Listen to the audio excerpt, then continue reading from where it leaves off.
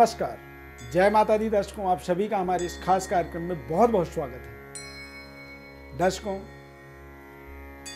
Real life और reel life यानी कि कई बार हम पिक्चरों की कल्पना करते हैं और कई बार हम अपने रियल लाइफ में संघर्ष करते हैं। रियल लाइफ के अंदर जब सफलता मिलती है तो बहुत आनंद आता है, लेकिन जब संघर्ष करना पड़ता है तो हमारे जीवन में कई बार हम हताश होते हैं, निराश होते हैं। दरअसल ज्योतिष शास्त्र में बताया गया है कि हम जो जीते हैं प्रारब्ध को जीते हैं और वर्तमान हमारा पूर्व संचित एक बैलेंस होता है। हमें अच्छे कर्म करने का वेद पुराण शास्त्रों में आदेश दिया जाता है, मार्ग बताया जाता है, लेकिन हम सब कुछ जान करके भी कई बार अज्ञानतावश कुछ ऐसे कर्म करते हैं जो हमारे पूर्व संचित बैंक बैलेंस में कह सकते हैं कि वो चला जाता है। पर जो हम आज जिंदगी का आनंद लेते हैं, जिंदगी की जो सफलता कामयाबी को प्राप्त करते हैं, वो सफलता कामयाबी प्रारब्ध यानी पूर्व संचित जो पहले हम कर चुके हैं, उन्हीं का एक बैलेंस को हम अपने लाइफ में यूज करते हैं। दरअसल आज हम कन्या राशि के जातकों का फरवरी माह 2019 का विश्लेषण कर रहे हैं। ग्रहों की गोचर स्थिति क्या बन रही है और किस तरह से आप अपने इस फरवरी माह को और ताकतवर बना सकते हैं, संपूर्ण इसका लाभ ले सकते हैं और प्रारब्ध का हम संचित पुण्य का किस तरह से हम इस्तेमाल करते हैं और आगे के लिए हम कैसे संचय कर सकते हैं। खास इन्हीं रणनीतियों को हम आज पूरी तरह से विश्लेषण करेंगे। कन्या राशि वाले जो जातक होते हैं, दरअसल तीसरे घर में तृतीय भाव में देवगुरु बृहस्पति विराजमान है। देवगुरु बृहस्पति के लिए बताया गया कि स्थान को कमजोर करते हैं। ऐसे परिस्थिति में आपको जागरूक रहना है, एक्टिव रहना है, ताकतवर बने रहना है, क्योंकि आलस्य का बढ़ावा कर सकते हैं, पराक्रम को आपके कमजोर कर सकते हैं, कुंठित कर सकते हैं। चतुर्थ भाव में शनि और शुक्र की युति बनेगा। पंचम भाव में सूर्य बुध केतु की युति बन रहा है, यानी बुध केतु के साथ प्रभावित हो रहा है, प्रदूषित हो रहा है। तो ऐसी स्थिति में आप अपनी बुद्धि को जागरूक रखें, बुद्धिमत्ता पूर्ण आप निर्णय करें और किसी के भी बातों या बहकावे पे आपको नहीं आना है। दरअसल बात आपके सामने चाहे जो भी हो, लेकिन निर्णय आपको अपना करना होगा।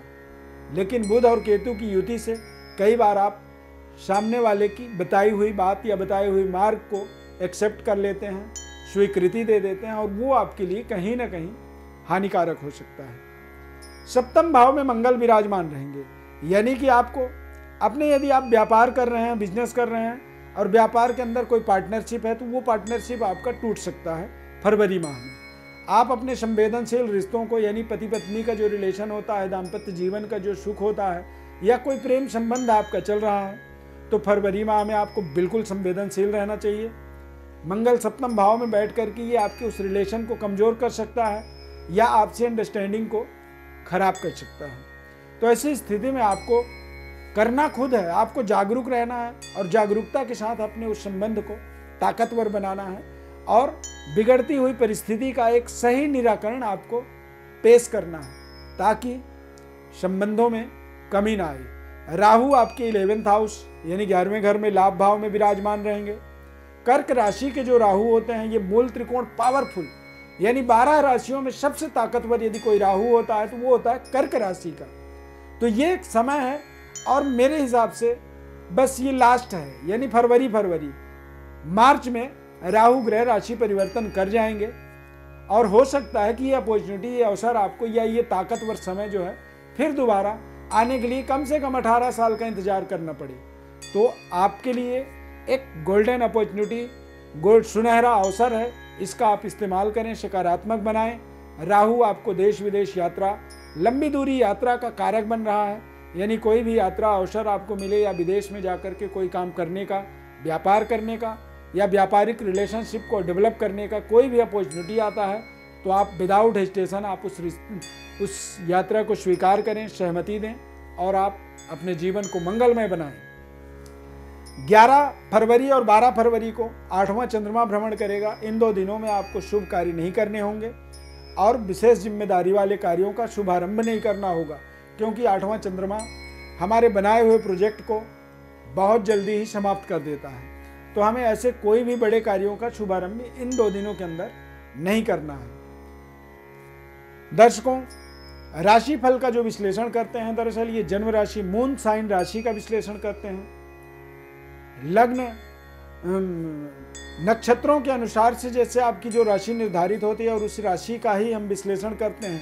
यदि नाम राशि के आधार पर आप इस राशि फल का अपने जीवन में परिणामों को प्राप्त करने की कोशिश करते हैं और आपको संतुष्टि नहीं मिलती है, तो ऐसी स्थिति में आपको करना क्या है, तो आपको अपने बर्थ डिटेल्स हमारे व्हाट्सएप नंबर पर लिख करके भेजना होगा। या फिर आप व्हाट्सएप यूज नहीं करते हैं तो आप हमारे इन नंबरों पर कॉल करें और अपनी जानकारी नोट करवा दें, ताकि हमारी तरफ से निःशुल्क रूप से आपको संपूर्ण जन्मपत्री का, आपके राशिफल का विश्लेषण आपको बता दिया जाता है और इस तरह से आप हमारे इस खास कार्यक्रम का सीधे सीधे लाभ प्राप्त कर सकते हैं। दर्शकों, आप हमारे इस चैनल को सब्सक्राइब जरूर करें, शेयर करें, बेल के बटन को क्लिक करें, ताकि आप हमारे नए कार्यक्रमों से सीधे जुड़े रहें। आप सभी का फीडबैक हमें मिलता है, लोगों की कॉल्स आते हैं और लोगों का कमेंट भी होता है और ज़्यादातर लोग सकारात्मक कमेंट करते हैं। इससे भी हमें बहुत ऊर्जा मिलती है, ताकत मिलती है और आप सभी के समर्थन, सहयोग, प्रेम, स्नेह का सादर हृदय से आभार व्यक्त करते हैं। आप सभी का हार्दिक धन्यवाद करते हैं इस खास कार्यक्रम को देखने के लिए। माता रानी आप कल्याण करें। जय माता दी।